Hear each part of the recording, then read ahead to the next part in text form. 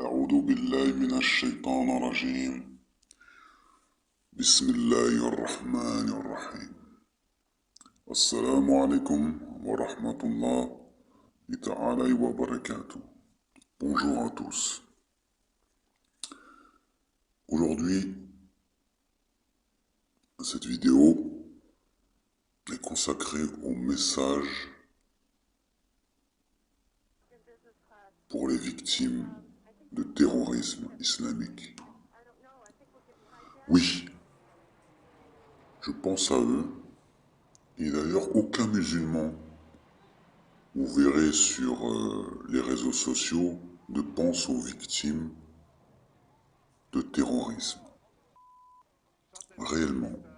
Ne pense pas à eux, ne les défend pas, ne condamne pas réellement, de manière directe, avec preuve à l'appui, qu'ils sont dans un égarement total, dans une injustice totale vis-à-vis de leurs victimes. Peu importe la confession qu'ils sont, athées, chrétiens, juifs, bouddhistes, peu importe, ils croient à rien. Ce sont juste des êtres humains qui vivent leur vie et qui se sont retrouvés au mauvais moment, et au mauvais endroit. Voilà. Voilà ce que je vais faire aujourd'hui pour commencer. Donc, mes condoléances, même si, peu importe, ça fait combien de temps que vous avez perdu votre proche, cette personne proche, chère dans votre cœur, qui est mort suite à un attentat de ces animaux, parce que c'est des animaux. Même les animaux sont meilleurs que ces gens-là. Parce que les animaux ne font pas exprès. Quand un animal sauvage doit se nourrir, il tue pour se nourrir. Et pas autrement. Pas pour des raisons idéologiques. Qui n'a aucun intérêt pour l'être humain, pour une civilisation quelconque. Preuve à l'appui, et moi je vais utiliser que le Coran contre tous ces extrémistes, terroristes, fanatiques, fondamentalistes, qui ont créé tout ça. Tout ça c'est que de la haine en fait. En fait c'est des gens, le cœur il est rempli de haine, de mépris. Ils vivent dans un état psychologique primitif. Ils ont un langage primitif. Ils sont tout le temps en train de crier, gueuler. C'est primitif, leur façon d'être est primitive. Mais ils ont besoin de venir en France, s'installer ici, parce qu'ici c'est civilisé. Parce qu'ici, il y a les allocs. Oui, c'est ça surtout, les allocs. Il y a le RSA. Il y a la France, l'Europe. On peut travailler, rester au chômage, et puis c'est tout, voilà. Et la fierté, oh moi je suis telle origine, moi la France elle a fait ceci à mon pays dans le passé, pendant la guerre, nanana. Tout ça je le laisse derrière, ma fierté c'est pas grave. Sous le paillasson, et je rentre dans ce pays, la France. Et je viens l'insulter, et même quand j'ai pas réussi à m'intégrer, ou bien tout simplement je vaux rien en fait, je vaux rien, j'arrive en France, je vaux rien, j'avoue tourner à droite à gauche, j'arrive pas à m'intégrer, j'arrive pas à devenir ce que je souhaite, ce que je rêve d'être, riche. On me repousse, les femmes ne veulent pas de moi parce que je suis un intégriste, un extrémiste, parce que je suis un machiste, Je leur impose le voile, je leur impose de rester à la maison, de fermer sa bouche et de faire à manger, et puis couche-toi là et écarte les jambes et je fais ce que j'ai à faire. Et puis mets ton bout de chiffon sur la tête et surtout qu'on ne voit même pas tes yeux. Mais en fait, je suis violent dans ce que je dis, mais c'est la réalité. Et je m'en fiche de ce que les gens, les musulmans pensent. Ne cherchez pas à tourner autour du pot en me disant mais non, mais ça c'est une minorité. C'est la majorité. C'est la vérité. Dans le cœur des musulmans, en vérité, ils le cachent, ils le disent pas, mais moi je le sais, parce que je suis musulman. J'ai vécu avec eux, ça fait 20 ans. J'ai tourné dans tous les sens du terme, tourné dans cette communauté de menteurs, de tricheurs, et surtout, ils trichent avec Dieu. Ils ne se rendent même pas compte, ils croient qu'ils sont dans la certitude, ils croient qu'ils sont purement et simplement dans la vérité, comme ils disent, haq, la vérité. Ils se disent, oui ou non, c'est nous, on détient la seule preuve. Ils vont sortir des preuves du Coran, que le Coran est compatible avec la science moderne. Mais moi, là, je suis pas en train d'attaquer le Coran. Je suis en train d'attaquer les musulmans, ceux-là qui ont la barbe qui fait 30 centimètres, qui sont rasés, on dirait des hooligans, presque. Sauf qu'ils ont, voilà, ils ont un langage dur, ils sont là, ils te parlent avec presque du mépris, ils te regardent de haut. Moi, je touche pas les gens comme toi, moi, vas-y, dégage. Tu vois, c'est presque ça. C'est que tu parles avec moi, tu comprends même pas l'arabe, t'as été à Médine, t'as été à la Mecque, t'as fait le Hajj, t'as fait ceci, t'as fait cela. Non, ils vont pas parler avec vous parce que vous êtes pas des vrais musulmans, ou bien parce que toi, la femme, tu portes pas le voile, etc. Que des préjugés méprisants, du mépris, du mépris, du mépris, du mépris. Vous savez ce que Dieu dit du prophète Mohammed, que Dieu, sallallahu alayhi wa sallam, qui veut dire paix et bénédiction sur lui, il dit dans la sourate 68, c'est sourate, la deuxième sourate révélée du Coran. Le Coran, ça veut dire la récitation en arabe. La deuxième sourate révélée, sourate ça veut dire chapitre. La deuxième sourate révélée du Coran, c'est le Kalam. Ça s'appelle le Kalam, sourate 68. Et c'est beau parce que c'est une conversation entre Dieu et son prophète. Il lui dit Nun wal qalami wa ma yasturun. Il dit Nun par la plume et ce qu'ils écrivent. Ma anta bi ni'mati rabbika bi majnun. Tu n'es pas par la grâce de ton Seigneur un possédé. Il le rassure parce qu'il est surpris le prophète. Il a peur, il se dit qu'est-ce qui m'arrive? Quelqu'un s'adresse à moi, voilà. Il lui dit Ma anta bi ni'mati rabbika bi majnun. Tu n'es pas par la grâce de ton Seigneur un possédé. Wa inna laka al-ajla ayran mamnun. Et surtout ce qui m'intéresse c'est Wa innaka la'ala khuluqil azim. Il lui dit tu es certes d'un comportement imminent. Tu as entre guillemets, tu as un comportement incroyable, magnifique. Le comportement qui plaît à Dieu. Quelqu'un de généreux, tu peux lui confier tout ce que tu veux, il va jamais te le détériorer, ou le détruire, ou le vendre, ou quoi que ce soit. En tout cas, c'est quelqu'un de digne de confiance. Et c'est ce que le Coran décrit de lui, en tout cas, le prophète Mohammed. Contrairement à ce que vous voyez dans la communauté musulmane, qui est tout le contraire Alors qu'ils essaient justement de ressembler à cet homme, le prophète Mohammed. Je vais vous montrer pourquoi ils ont tort et que ils se regardent d'abord dans le miroir avant de regarder les gens qui traitent de kuffar, de kafir, qui veut dire mécréant, d'ingrat, qui croit pas en Dieu. Le Coran, c'est quoi? C'est un livre, d'accord? C'est un récit, une récitation.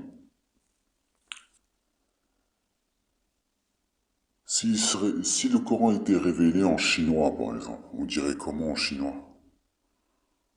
Beisong, un truc comme ça. Eh ben, ce serait pareil. Vous entendez le Coran en chinois, récité en chinois, vous allez chercher à comprendre en chinois, un prophète chinois, etc. Vous allez vous poser des questions. Pourquoi Dieu l'a révélé à ces Chinois? Une révélation divine, voilà. Il faut chercher à comprendre, à comprendre. C'est ça en fait le but du message, comprendre. Mais le message aux victimes de terrorisme islamique, c'est pour...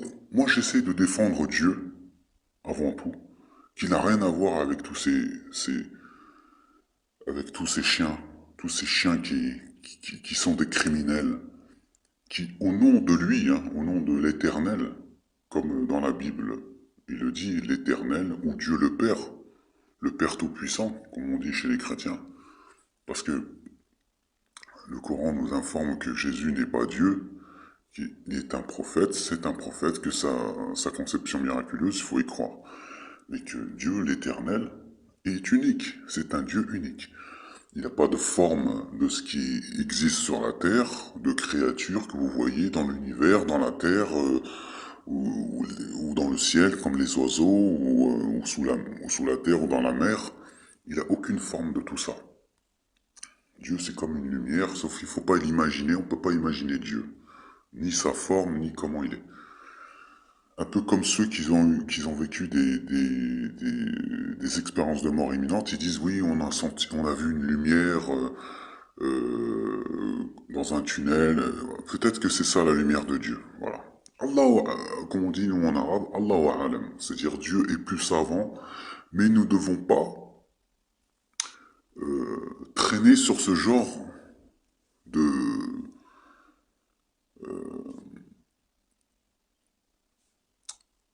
d'idées ou de recherches ou de questions. Voilà. On ne va pas traîner sur ce genre de questions parce qu'on ne pourra pas avoir la réponse. Toute ta vie, tu vas chercher, tu vas pas avoir la réponse. Il faut passer de l'autre côté, c'est-à-dire, une fois que tu vas mourir un jour, on va tous mourir de vieillesse ou de maladie ou peu importe, et surtout pas de terrorisme, j'espère que Dieu protège tout le monde contre ces gens-là, mais un jour on verra, voilà, ce qui se passe dans l'au-delà. Et je suis persuadé qu'il y a une vie après la mort, qu'il y aura surtout un jugement pour juger les criminels. Et c'est là le sujet. Qu'est-ce qui va se passer pour ces criminels? Parce qu'ils disent qu'ils sont dans leurs droits, qu'ils ont raison, qu'ils font que venger les victimes soi-disant musulmans de la terreur des Occidentaux, etc. Alors que les Occidentaux les reçoivent chez eux en leur donnant des droits, des facilités de vie, et pour qu'ils puissent construire leur vie et qu'ils puissent aider leurs familles qui sont au pays. Ensuite, ils disent que c'est eux qui foutent des problèmes. Non, non, non, non. Regardez, lisez, lisez ce que le Coran dit, la vraie parole de Dieu. Pas les hadiths, ce que vous racontez qui vient des paroles des Arabes qui ont inventé une religion qui n'existe pas dans le Coran. Et on va commencer par la valeur de la vie. Qu'est-ce que Dieu dit sur la valeur de la vie, de l'être humain, d'une vie humaine? Qu'est-ce que Dieu dit? Déjà, ذَلِكَ الْكِتَابُ لَا رَيْبَ فِيهِ هُدًى لِلْمُتَّقِينَ. Le Coran, c'est ça, hein. C'est le livre au sujet duquel il n'y a aucun doute. C'est un guide pour les pieux. C'est un guide, ok? Pour les pieux. Alors ensuite, Dieu, qu'est-ce qu'il dit? C'est la sourate 5, verset 32. C'est pourquoi nous avons prescrit pour les enfants d'Israël que quiconque tuerait une personne non coupable d'un meurtre ou d'une corruption sur la terre, c'est comme s'il avait tué tous les hommes, toute l'humanité. Et quiconque lui fait don de la vie à un homme, d'accord, l'humanité, c'est comme s'il faisait don de la vie à toute l'humanité. C'est-à-dire, tu tues un homme, c'est comme si tu as tué toute l'humanité. Tu fais don, tu sauves quelqu'un, tu fais don de la vie d'un homme, c'est comme si tu as sauvé toute l'humanité. Voilà. Et pour terminer le verset, en effet, nos messagers sont venus à eux avec l'épreuve. Il parle des Juifs, des enfants d'Israël.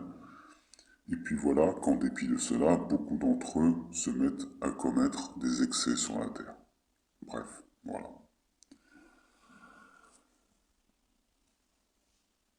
Alhamdulillahi alladhi anzala ala abdihi kitaba wa lam yaj'al lahu riwaja. Louange à Dieu qui a révélé à son serviteur ce livre et l'a fait sans aucun défaut, sans tortuosité.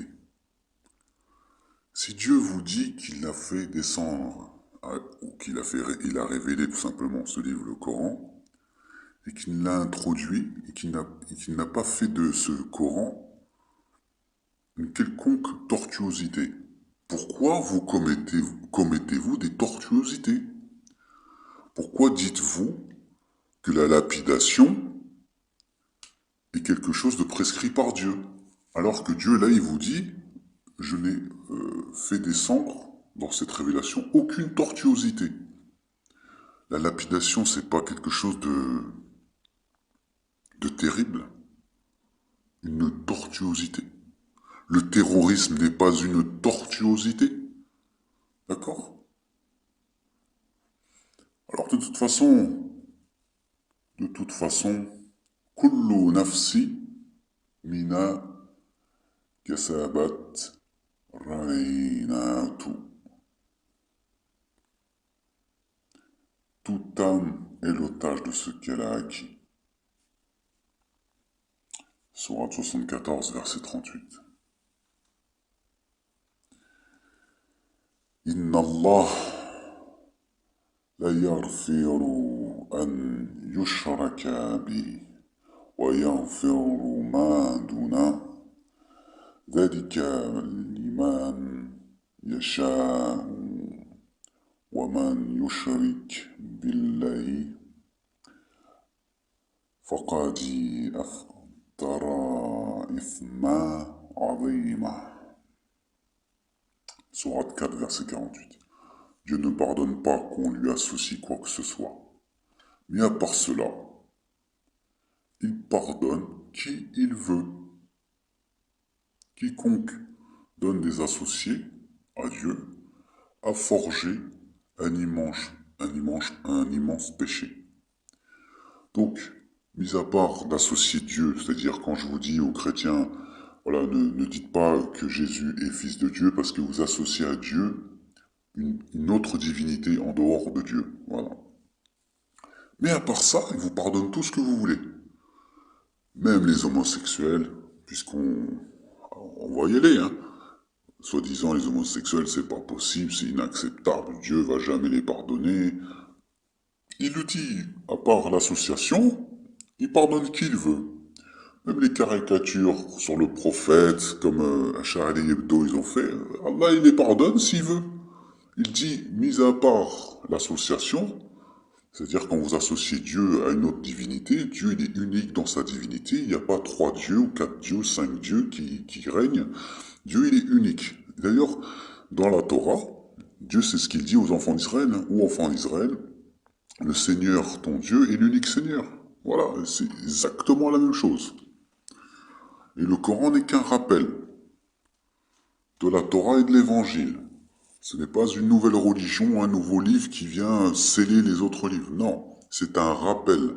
Si Dieu avait voulu rendre caduque tout le reste des révélations antérieures, il n'aurait pas dit que c'est un rappel. Il aurait dit tout simplement, c'est un nouveau livre pour effacer ce qui a été révélé auparavant. Tout simplement. Et remettre à l'ordre du jour des choses qui sont fausses. Ou une nouvelle religion. Voilà. Non, Dieu ne parle pas de nouvelle religion. Au contraire, il dit au prophète que tu n'es pas un réformateur. Comment dire, pas un réformateur. Tu n'es pas venu pour faire une innovation. Voilà. Changer quelque chose à la révélation de Dieu, de ce que les prophètes ont enseigné auparavant. Il n'est pas une innovation. D'accord? Donc, vous vous trompez, les extrémistes, quand vous êtes en train d'inventer quelque chose que le prophète ou les prophètes n'ont pas inventé, n'ont pas fait. Et qu'est-ce que Dieu dit? Parce que moi je suis en train de vous informer, voilà, que Dieu vous parle à travers ce livre, le Coran. Il vous informe de certaines choses. Si vous voyez une tortuosité dans le Coran, c'est qu'il est mal traduit. Hein, tuer tous les gens que vous voyez, les mécréants, nanana. Il y a un contexte, il y a eu la guerre. Dieu s'adresse à son prophète. Hein. Tout le Coran, c'est un dialogue entre Dieu et son prophète. Ça n'a rien à voir avec nous. Et quand il parle aux croyants, quand il dit que ceux à qui le Coran aura atteint, Dieu nous demande certaines choses, il le dit, et on va arriver à ça.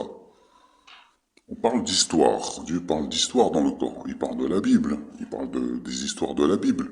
D'accord? Ça ne s'applique pas. Pour nous, à l'heure actuelle, on ne va pas appliquer des choses qui étaient antérieures. C'est tout simplement des histoires qui nous permettent de raisonner sur des situations dans lesquelles on vit et pour comprendre ce qui s'est passé auparavant, comment les prophètes ont enduré, c'est quoi l'objectif de ces messages, de ces histoires? Dieu nous informe dans le Coran. C'est simple. Et Dieu dit, d'accord?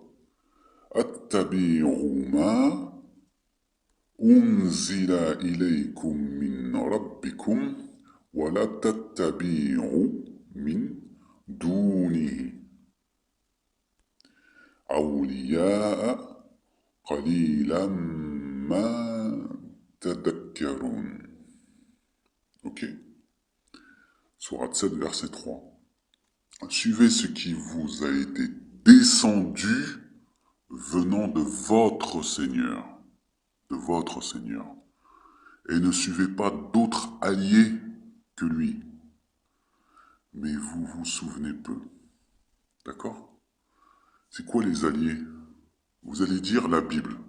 Non, c'est pas la Bible. La Bible, comme le Coran dit, c'est un rappel. Comme Dieu dit, c'est un rappel. La Bible, c'est la parole de Dieu.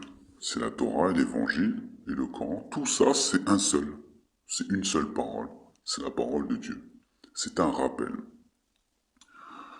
Confirmateur de ce qui a été révélé auparavant. Donc même dans la sourate 2, il te dit, Dieu, Allah, il te dit, suivez ce qui vous a été révélé.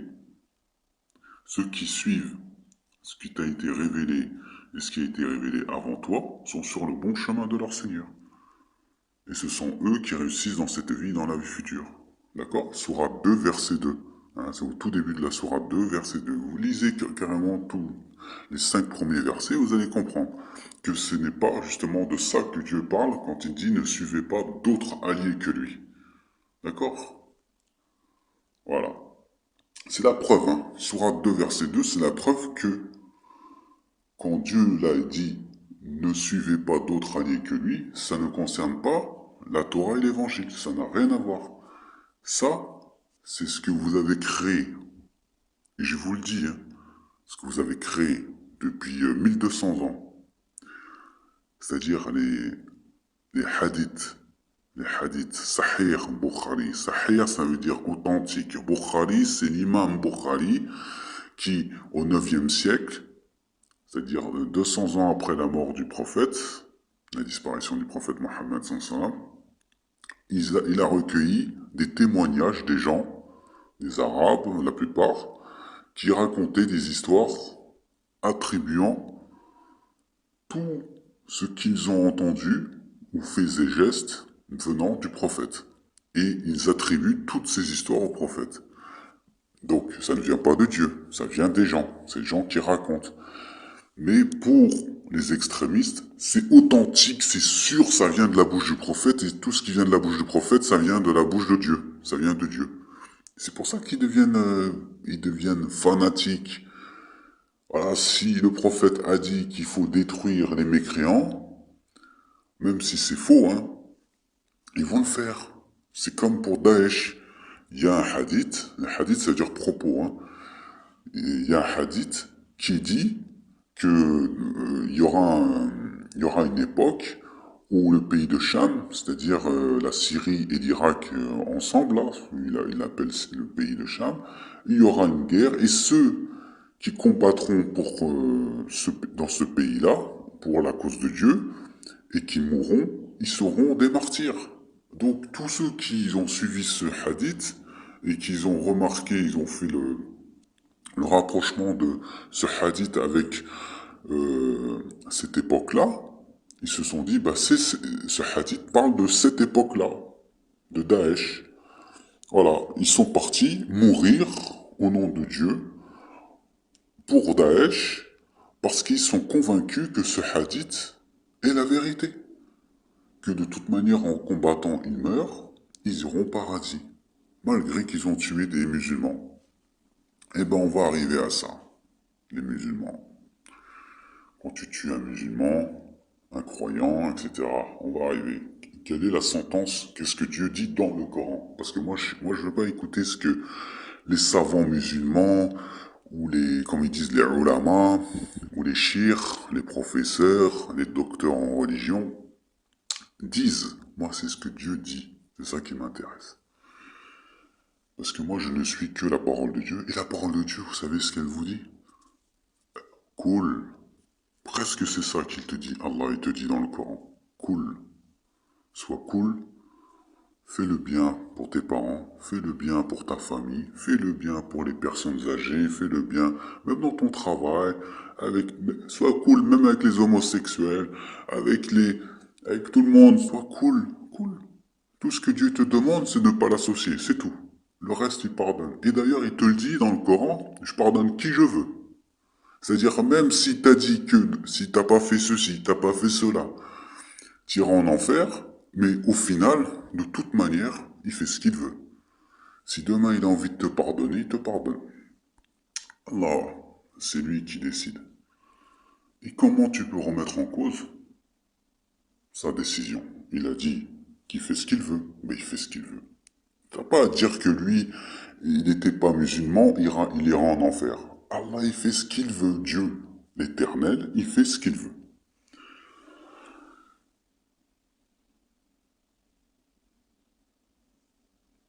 Il quitte une partie, tandis qu'une autre partie a mérité l'égarement, parce qu'ils ont pris au lieu de Dieu les diables pour alliés. D'accord? Et ils pensent qu'ils sont bien guidés. C'est ça le pire. C'est qu'ils pensent qu'ils sont bien guidés. Sourate 7, verset 30. وإذا قيل له متبعوا ما أنزل الله قالوا بل نتبع ما ألفينا عليه آباءنا أولو كان آباؤهم يعقلون شيئا ولا يهتدون. Et quand on leur dit suivez ce que Dieu a fait descendre, ils disent non, mais nous suivons les coutumes de nos ancêtres. Les coutumes de nos ancêtres. Quoi? Et si leurs ancêtres n'avaient rien raisonné, et s'ils n'avaient pas été dans la bonne direction? Leurs ancêtres. Là, on parle de qui, là? On parle pas des chrétiens et des juifs, puisque Dieu, il dit, il confirme que le Coran est un rappel. Est un rappel de ce qu'il y a dans l'Évangile et dans la Torah. Donc, il ne s'agit pas de juifs ou de chrétiens, là. Mais par contre, ça peut être des juifs et des chrétiens qui ont suivi, comme les musulmans, les hadiths, c'est-à-dire les chouyours, les professeurs qui interprètent la Torah n'importe comment, comme le Talmud, pour certains qui voilà, qui sont pas d'accord avec le Talmud, chez les juifs, et pareil pour les chrétiens, avec les catholiques, qui créent des statues dans les églises alors que Dieu ne veut pas d'idole. Il ne veut pas qu'on associe quoi que ce soit. On ne doit pas associer, on doit respecter. C'est-à-dire les personnages qui ont vécu, qui ont donné, qui ont souffert, qui se sont battus pour la cause de Dieu, d'accord? Dans le bon chemin, hein, pas pour faire la guerre. Comme, je sais pas moi, Mère Teresa, des gens comme ça. On ne doit pas les diviniser. On ne doit pas les invoquer. Dieu n'a pas besoin d'eux. Mais en tout cas, on doit les respecter, ces gens-là. C'est des gens qui ont fait beaucoup de bonnes œuvres au nom de Dieu. Mais on ne doit pas associer quoi que ce soit à Dieu. D'accord? C'est ça le message. Mais suivre les coutumes de nos ancêtres, comme l'excision chez les musulmans, qui pratiquent en Afrique l'excision. C'est quoi ça? Allah nous dit, moi j'ai jamais vu dans le Coran, je l'ai lu en arabe, en français, plusieurs fois en arabe, jamais trouvé le mot excision dans le Coran. Allah n'a jamais parlé de ça, n'a jamais été injuste à ce niveau-là, d'empêcher la femme d'avoir son plaisir quant à ses relations avec son mari, hein, ses relations conjugales. Tout ça, c'est des hadiths, tout ça, ce sont des propos, tout ça, ce sont des coutumes des anciens, des arabes, des africains, musulmans, des coutumes. Tout ce qui font le terrorisme, ce sont des coutumes. Ensuite, ils disent, oui, ça vient de Dieu. Alors, moi, je vais leur dire, moi, à ces terroristes, quand ils sortent des versets, enfin, des hadiths, des propos, qu'ils disent que ça vient du prophète. Bah, avant de regarder les hadiths, les 6000 hadiths qui ont été récoltés par l'imam al-Bukhari, regardez, il y a un hadith qui tue tous les hadiths, qui détruit tous les 6000 hadiths. Et c'est pour ça que je rejette tous les hadiths, mais je garde juste certaines choses, comme la prière, qui a été transmise, comment dire, visuellement. C'est-à-dire, on a vu, les Arabes ont vu le prophète faire la prière, ils l'ont vu. Donc, comme Dieu dit, faites urkur et faites sujoud. C'est-à-dire, prosternez-vous et faites la prière. D'accord? Encore là-dessus, il y a encore à discuter, il y a encore débat là-dessus, hein, des débats à faire. Il y a encore des débats à discuter sur ce sujet. Mais ils l'ont vu, il y a eu des témoins, d'accord? Des milliers de témoins. Ils l'ont vu, d'accord? Faire la prière. Donc, je fais la prière comme les musulmans le font à la mosquée, mais je ne suis pas les hadiths, d'accord? Pourquoi? Parce que le hadith, regardez ce que le prophète a dit avant sa mort, parmi tous les hadiths, regardez d'abord ce hadith avant de regarder les autres hadiths. Il faut regarder d'abord le début avant de commencer par la fin.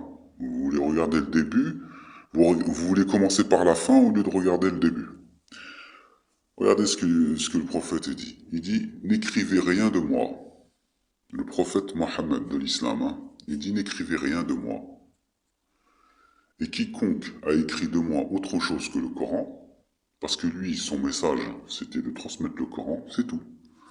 Mais ce qui vient de lui, ses propres propos à lui, sa pensée personnelle, sa propre pensée ou sa philosophie de pensée, il dit, quiconque a écrit de moi autre chose que le Coran, alors qu'il l'efface. Et rapporter de moi et nul grief, et quiconque ment délibérément sur mon compte, alors qu'il prépare sa place en enfer. Ça, c'est un hadith. J'ai le hadith en arabe, mais bon, je vais vous donner le hadith Sahih Muslim. Hein. Abu Sa'id al-Khudri, comme ils disent en arabe, Radiallahu an, c'est-à-dire que Dieu soit satisfait de lui, relate que le messager d'Allah, sur lui la paix et le salut, sallallahu alayhi wa sallam, a dit, n'écrivez rien de moi, et quiconque a écrit de moi autre chose que le Coran, alors qu'il l'efface, et rapportez de moi et nulle griette, c'est-à-dire ne rapportez rien qui vient de la bouche du prophète en dehors du Coran. Et quiconque ment sur mon compte, c'est-à-dire en plus vous racontez des mensonges sur le prophète, hein, Hamamam a dit, je pense qu'il a délibérément dit, alors qu'il prépare sa place en enfer, pour celui qui raconte des mensonges sur le prophète. D'accord? Rapporté par Muslim.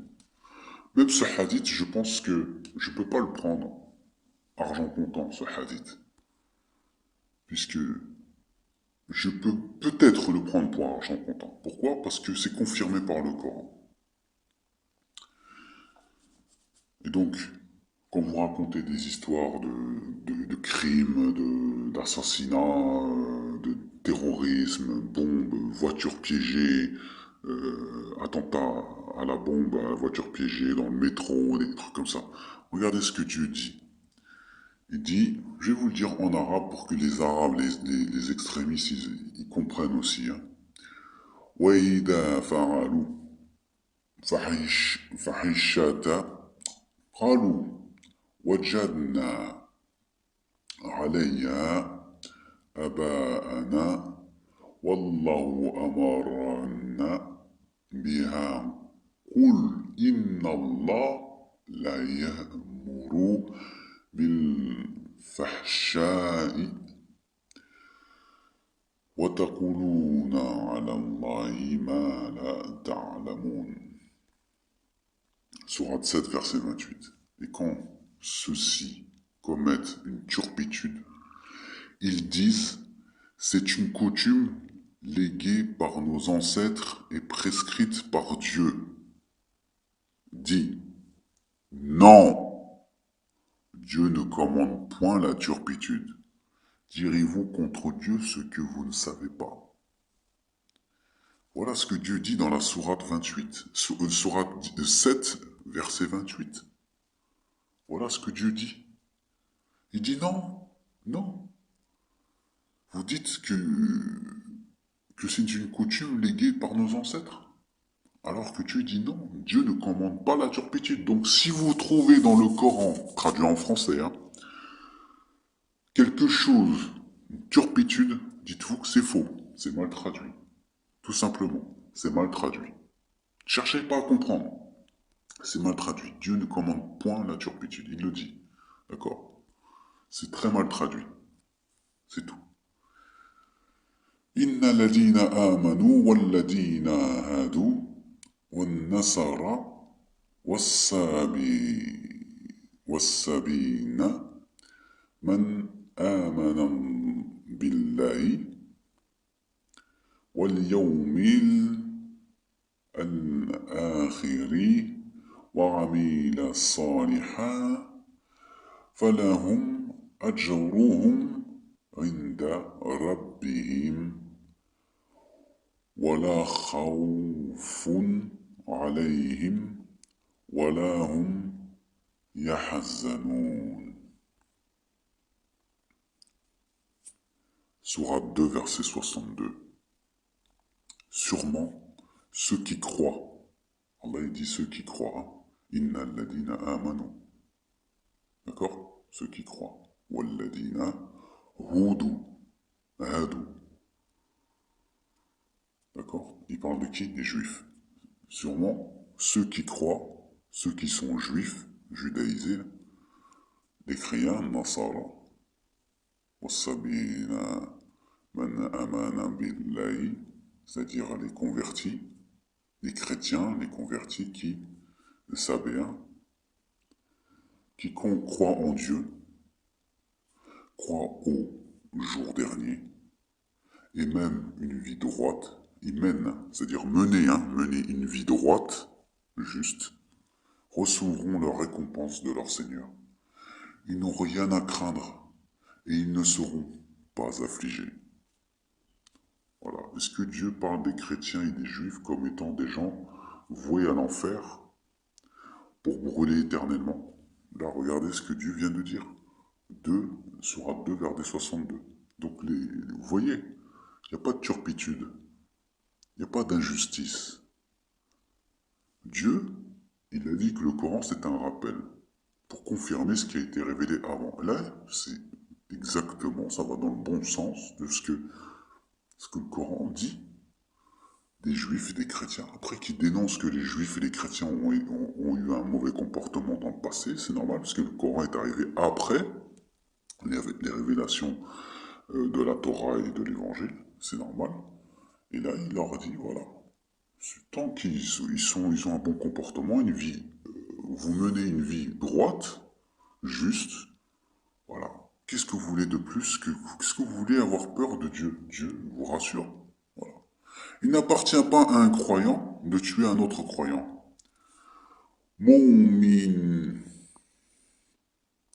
Mu'minati wadiyatu musallamatu ila ahlihi illa an yassaddaku fa'in kana min qawmi aduwi lakum wa huwa mu'minun فتحرير رقبات مؤمنات وإن كان من قوم بينكم وبينهم ميثاق فدية مسلمات إلى أهله وتحرير رقبة مؤمنات فمن لم يجد فصيام شهرين متتابعين توبات من الله وكان الله عليما حكيما. Bon, excusez-moi pour la prononciation en arabe, mais en tout cas, c'est important que je le lis quand même en arabe pour que les extrémistes ou ceux qui sont arabophones, pardon, écoutent et entendent le verset en arabe pour qu'ils disent pas oui, ça n'existe pas ou je sais pas quoi. C'est la sourate 4, verset 92. Il n'appartient pas à un croyant de tuer un autre croyant, si ce n'est par erreur. Alors, t'as tué quelqu'un par erreur, t'as pas fait exprès. Regardez ce que Dieu vous demande en échange, puisque t'as tué par erreur. Quiconque tue par erreur un croyant, qu'il affranchisse alors un esclave croyant et permette à sa famille, et remette à sa famille le prix du sang, à moins que celle-ci n'y renonce par charité. Mais si le tué appartenait à un peuple ennemi à vous et qu'il soit croyant, qu'on affranchisse alors un esclave croyant, s'il appartenait à un peuple auquel vous êtes lié par un pacte, qu'on verse alors à sa famille le prix du sang et qu'on affranchisse un esclave croyant. Celui qui n'en trouve pas les moyens, qu'il jeûne 2 mois d'affilée pour être pardonné par Dieu. Dieu est omniscient et sage. Est-ce que Dieu a dit que si vous tuez quelqu'un, d'ailleurs un croyant, hein, bon là il parle pas des non-croyants, mais il parle, si vous tuez un croyant, par erreur, la peine de mort. Est-ce que Dieu parle de peine de mort? Non. Il n'a jamais parlé de peine de mort, là. D'accord? C'est pour rendre hommage à Robert Badinter. Je le rends hommage à cet homme-là qui a eu une grande miséricorde au fond de son cœur et que Dieu l'a agréé parmi les gens des jardins du paradis, Inch'Allah. Allahumma amin. Oui, c'est un juif et je lui souhaite le paradis, Inch'Allah. Pour, voilà, pour répondre aux antisémites.